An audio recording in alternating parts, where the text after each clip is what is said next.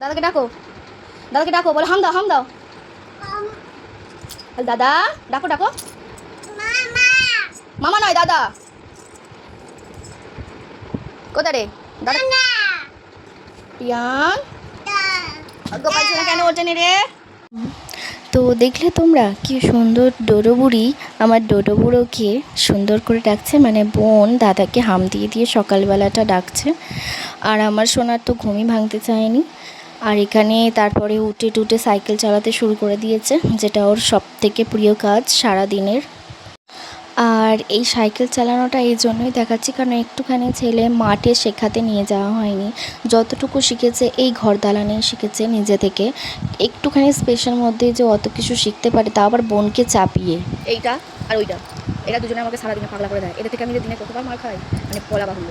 আর এরা দুজন আমাকে সারাদিন পাগলা করে দেয় পুরো। দুজনে যদি এক জায়গায় থাকে দেখছো কাড়াকাড়ি মারামারি লেগেই থাকে। এ ওকে মারবে, এই দেখো এ আবার ওকে মারছে, এই লেগেই থাকে। তারপর কান্নাকাটি, আমার জাস্ট মাথা খারাপ হয়ে যায়। দুজনে এত পাগলামি করে।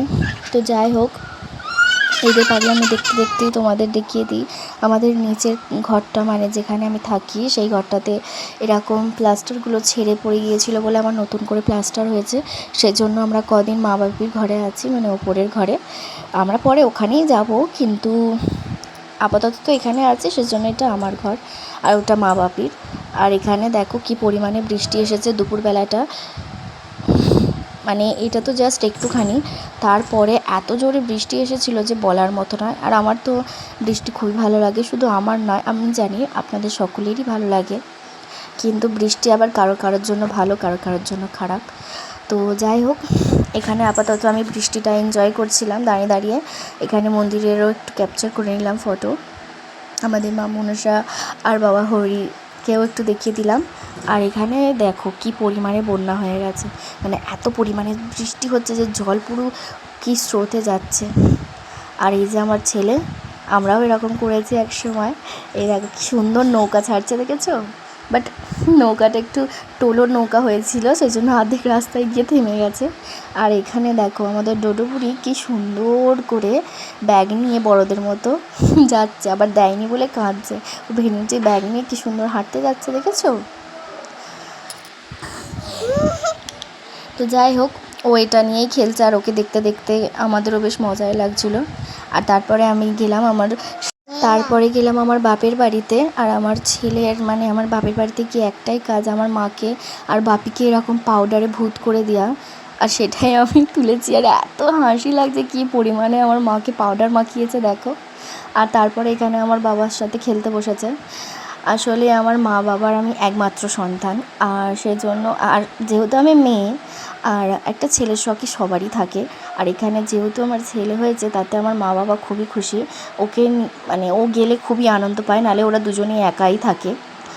আর আমার ছেলে গেলে খুবই খুশি হয়। আর আমার বাপের বাড়ি থেকে আমার বাড়ির ডিস্টেন্স খুব একটা বেশি নয়, তো সেই জন্য আর কি করা। তারপরে বাড়ি এসে ছেলেকে একটু পড়তে বসিয়েছিলাম। তারপরে এখানে রাত্রিরে দেখেছো, আমি তো তখন বললাম না যে কি সুন্দর করে বোনকে চাপিয়ে সাইকেল চালানো শিখে গেছে, এইটাই হচ্ছে তার আর সেইটাই তোমাদের দেখাচ্ছিলাম। তো যাই হোক, এখানে এরা সাইকেল চালানোর পরে তারপর রাত্রে আবার একটু নাচা গানাও করে নিল। নাচতে এদের দুজনেরই খুব ভালো লাগে। তো যাই হোক, এদের তো খুবই ভালো লাগছে নাচতে। আর ওখানে আমার বড়মশাই বসে আছে। আমার ছেলে নাচার থেকে বেশি ছটপটানিটা বেশি করে। আর যেহেতু ডোডো বুড়ি নতুন নতুন নাচতে শিখেছে, সেজন্য ওর নাচগুলো দেখতে বেশ ভালোই লাগে। আমার ছেলেও যখন ছোটো ছিল এরকমভাবে যখন প্রথম নাচতে শেখে বেশ ভালোই লাগে, কিন্তু ও নাচার থেকে বেশি এখন মস্তি করতে বেশি ভালোবাসে। প্রচুর ছটপটে আমার ছেলে। তো যাই হোক, সেই দিনে বেশ ভালোই লাগছিল। আর এখানে আকাশের চাঁদ দেখতে দেখতে বেশ ভালোই ঘুমটা হচ্ছিল। তো যাই হোক, তোমাদের কেমন লাগলো আমার ভিডিও, আর আমার ভিডিও কেমন লাগে